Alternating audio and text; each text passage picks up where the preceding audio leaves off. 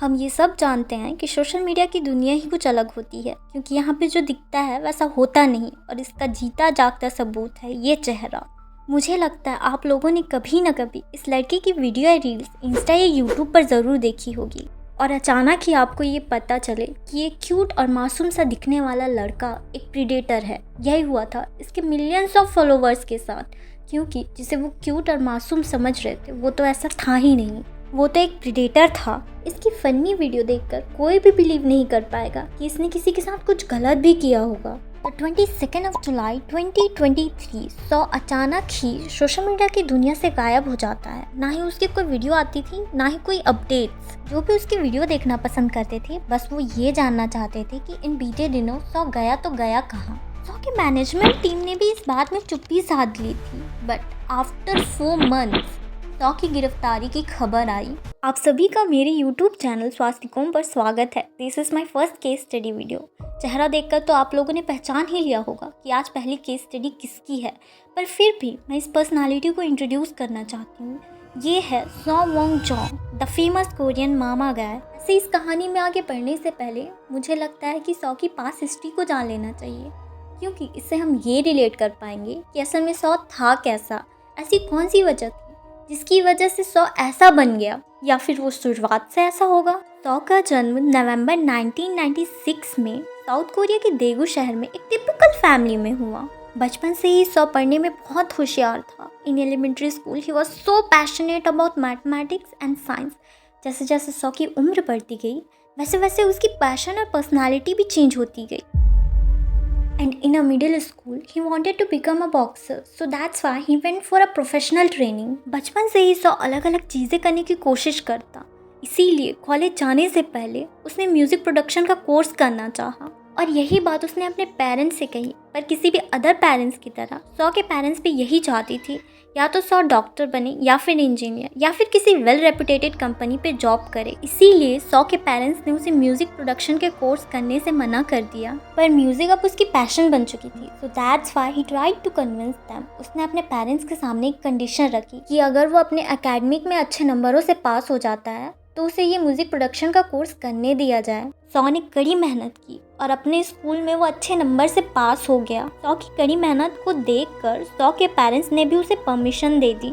इसके बाद क्या था, सौ अपनी ड्रीम्स को अचीव करने के लिए 2016 में सॉल आ गया और वहीं दोंगा इंस्टीट्यूट मीडिया एंड आर्ट्स में एडमिशन भी ले लिया। सौ पढ़ने में तो होशियार था ही, इसके साथ साथ वो वेल बिहेविंग और फ्रेंडली काइंड ऑफ नेचर का था और इसीलिए उसके दोस्त भी काफ़ी ज़्यादा जल्दी बन जाया करते। 2020 आया और ये वही कोरोना का समय है जब सब अपने अपने घर में बंद थे। तभी उस वक्त लोग टिकटॉक या यूट्यूब देखा करते, या फिर यूँ कहूँ कि टिकटॉक या यूट्यूब उस टाइम बूमिंग पर था।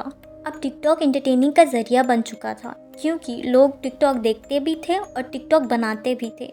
टिकटॉक की पॉपुलैरिटी को देखकर सौ ने भी यही सोचा कि क्यों ना मैं भी एक टिकटॉक का वीडियो बनाऊं और उसे इंटरनेट पर अपलोड करूं। जब उसने अपनी पहली वीडियो अपलोड की तो सरप्राइजिंगली उसकी पहली वीडियो टिकटॉक पर वायरल चली गई और इस वजह से उसे फाइंड आउट करने में ज़्यादा टाइम नहीं लगा कि उसे किस तरह का कंटेंट या फिर वीडियो बनाना है। सौ हर रोज़ एक वीडियो बनाता और उसे सोशल मीडिया पर अपलोड कर देता। सौ अपने हर वीडियो पर एक फ्रेज़ यूज़ करता और वो कहता था मामा, और सौ की इसी फ्रेज की वजह से सब उसे मामा गाय बुलाने लगे। सौ की फनी और यूनिक कंटेंट की वजह से उसने जल्द ही 55 मिलियन फॉलोवर्स गेन कर लिया। और आपकी जानकारी के लिए मैं ये बता दूं कि सिर्फ BTS ही ऐसे थे जिनके फॉलोवर्स सौ के फॉलोवर्स से ज़्यादा थे। सौ की पॉपुलैरिटी जैसे जैसे बढ़ती गई वैसे वैसे उसके पास पैसा और फेम आना भी शुरू हो गया। अब उसके पास इतने बेशुमार पैसे आने लगे कि फाइनेंशियल वो किसी पर डिपेंड नहीं रहा। अपने हर डिसीजन वो खुद लेता और अब वो पैसों के लिए किसी पर डिपेंड नहीं रहा।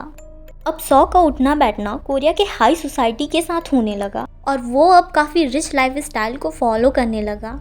सौ अब हमेशा बिजी रहने लगा। वो हर रोज़ अपनी वीडियो सोशल मीडिया पे डालता, कभी इवेंट्स तो कभी इंटरव्यू तो कभी कोलैब्स। अब उसकी शेड्यूल बहुत ज़्यादा टाइट हो गई थी और इन सब की वजह से वो कभी कभी टायर्ड या फिर एग्जॉस्ट फील करता और अपनी इसी थकान को मिटाने के लिए वो अपने फ्रेंड्स के साथ हैंग आउट करता या फिर क्लब जाता। सौ को बिल्कुल भी नहीं पता था कि उसका ये रूटीन उसे ही बर्बाद करने वाला है। हर दिन शराब पीना, दोस्तों के साथ हैंग आउट करना अब उसे हर रोज़ अनहेल्दी बना रहे थे।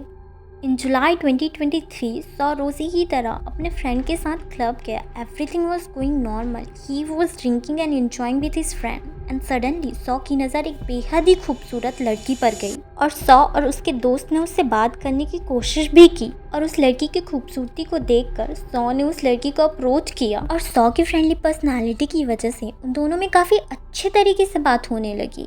All of them enjoying the party but who knows what was going to happen because सौ और सौ के फ्रेंड की इंटेंशन उस लड़की के लिए बिल्कुल भी अच्छे नहीं थे। सौ और उसका दोस्त उसे गंदे तरीके से छूने की कोशिश करते, उसे अपनी तरफ खींचते। So that's why she felt really uncomfortable with them. अब सौ को धीरे धीरे ये तो समझ आ गया कि ये उन लड़कियों में से नहीं है जो पैसे या फेम की वजह से उसकी तरफ अट्रैक्ट हो जाती थी। She was a simple girl. She just wanted to enjoy her party that time. और इसीलिए सौ और सौ के दोस्त ने एक प्लान बनाया। हम उसे तब तक ड्रिंक पिलाते रहेंगे जब तक वो पूरी तरह से बेहोश ना हो जाए। और सौ और उसके दोस्त ने उसे एक के बाद एक ड्रिंक की ग्लास ऑफर की and she became completely drunk. सौ और सौ के दोस्त ने मौका पाते ही उस लड़की को अपने एक अपार्टमेंट में ले आया। बेहोशी की हालत में उस लड़की को बिल्कुल भी नहीं पता था कि अब उसके साथ क्या होने वाला है। पूरी तरह ड्रंक होने की वजह से ना ही उसे कुछ दिखाई दे रहा था और ना ही कुछ समझ आ रहा था।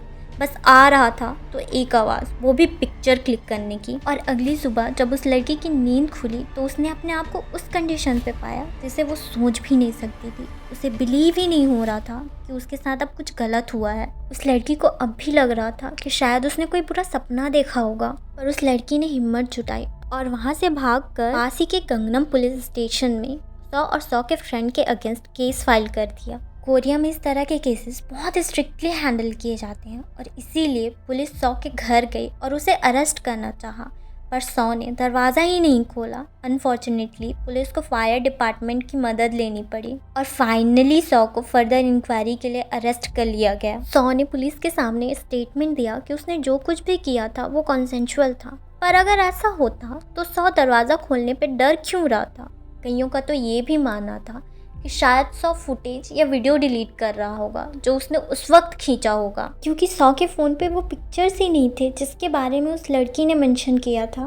पुलिस और मीडिया इस केस को तब तक रिवील नहीं करना चाह रहे थे जब तक उन्हें पूरा क्लैरिफिकेशन नहीं मिल जाता, क्योंकि सिर्फ स्टेटमेंट के बेस पे वो किसी को गिरफ्तार नहीं कर सकते। और इसीलिए जब ये न्यूज़ मीडिया में आई तो सौ की आइडेंटिटी को ब्लर कर दिया गया। पर सौ की पॉपुलैरिटी इतनी ज़्यादा थी कि फेस ब्लर करने के बावजूद भी उसके फैंस ने उसे पहचान लिया। उन लोगों को तो बिलीव ही नहीं हो रहा था कि उनका चहेता क्रिएटर अरेस्ट हो चुका है। उन्हें अब भी लग रहा था कि यह कोई छोटा मोटा केस है, इसके बाद सौ जल्दी सोशल मीडिया की दुनिया में दिखाई देगा। पर उन्हें क्या पता था कि सौ एक प्रीडेटर बन चुका है। उसकी सच्चाई अब कुछ अलग है। And after initial investigation police ने इस केस को कोर्ट को सौंप दिया। उसकी फर्स्ट हियरिंग 17 जनवरी 2024 को थी। वैसे साउथ कोरिया में इस तरह के केसेस बहुत स्ट्रिक्टली डील किए जाते हैं और अगर 100 पर लगाए गए चार्जेस सही हों और वो गिल्टी पाया जाए तो उसे 7 साल की सज़ा हो जाएगी। और अगर 100 पर लगाए गए सारे इल्ज़ाम बेबुनियाद हों